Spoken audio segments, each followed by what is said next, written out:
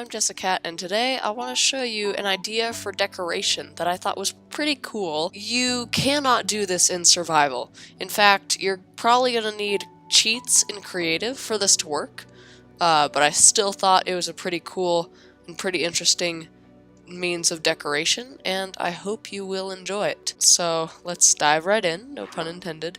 And I thought this decoration was perfect for the update aquatic, although it is possible before the update aquatic, and it doesn't necessarily have to be underwater. I just thought it would work perfectly for water. Now let me just show you what it is by swimming through this ravine here. And you're probably noticing it right away. And I'm going to swim back, and yeah, you've seen it. It's these little things right here. And you've probably guessed what it is, right? You've probably guessed, and if not, I will show you that I have in fact placed charged creepers inside the walls of this ravine that I have sort of repurposed. I didn't do the whole thing because that would have taken me ages, and I don't have ages, but I wanted to kind of demonstrate what ways this decoration could be used in.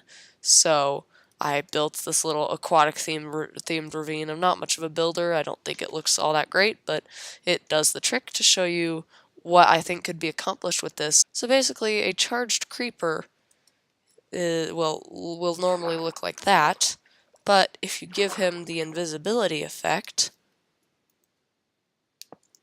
then only the outside remains, and you can use it for some really cool things. Basically, these are creepers with the invisibility effect and with regeneration, and the sound for hostile mobs has been turned off. Unfortunately, if you wanted to use this, you'd probably have to either turn the hostile mobs sound off or use some sort of resource pack that blocks the creeper hurt sound. I don't know. I don't think there's any other way to do it. I tried to stop it. Oh, hello, Guardian. I tried to stop it with a stop sound command. As you can see, this repeat command block is running stop sound.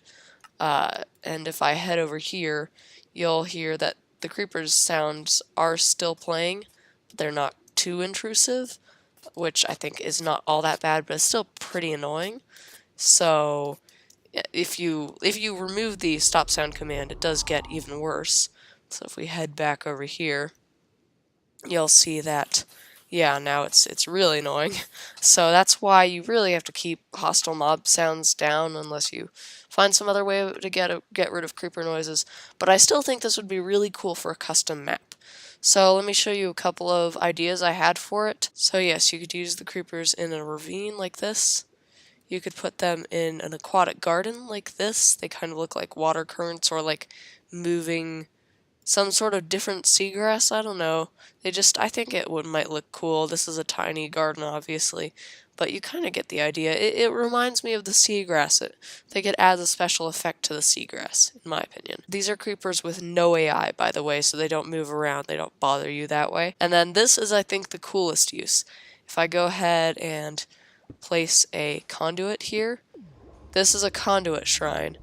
And I think it looks fantastic. We have the creepers down here inside these blocks. There's one at the bottom. Here, I'll show you like this. There's one in the bottom, which you can just barely see. There he is. And there's one at the top with the dinner bone name tag. And so you get their heads, the sides of their heads just protruding, and I think it looks awesome. This is something I would highly recommend if you're making a custom map, because I think it looks fantastic. But again, you do have to mute the sound in some way, so that might be a bit of an inconvenience. Again, I apologize for that. If someone has some really clever way of making this work without the annoying sounds, please let me know. But the creepers are constantly suffocating, and the head is the best part to use, because if you use the feet, it looks kind of weird in my opinion. So you kind of need to have the head in a block, unless you want to just have it sitting free on the ocean floor like this one is, in which case you wouldn't need to mute the sound. You could just give the creeper water breathing. So if you want to just do that and have it floating free, it doesn't even look recognizably like a creeper, so I think that would work. But anyway, let me just quickly show you how to do this. So you're going to need a creeper with no AI that is charged. So here is the command for that. The powered is the charged, and NoAI just gives it NoAI, which, by the way, means it can't fall, and it can't be moved as far as I know. So that means you should probably move it. You should probably move to wherever you want it before you summon it. But then, if you hit enter on this command, you will get a creeper. It is very important that you not have a space between the comma and the NoAI, otherwise it won't work. Then I would recommend, but it is not absolutely necessary, to have command blocks, repeat command blocks, sorry, that have these commands in them. Effect give @e type equals creeper, Minecraft regeneration, and then a really large amount of seconds and the highest amount of regeneration, so they'll survive suffocation. And then true means hide particles is true, so that means the particles don't show from the potion effect, which is really useful.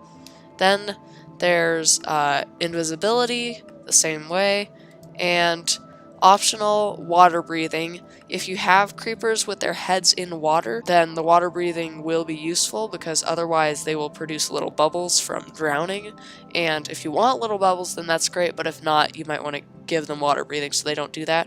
Then this is the stop sound command if you want, in case you want to try to use that, but I don't think it works all that well. But in any case, that's pretty much it. That's pretty much all you need to know. Then you just drop blocks onto them or push blocks into them with a piston, or you can just use the /set block command to put blocks into them that way, and either of those three methods will work.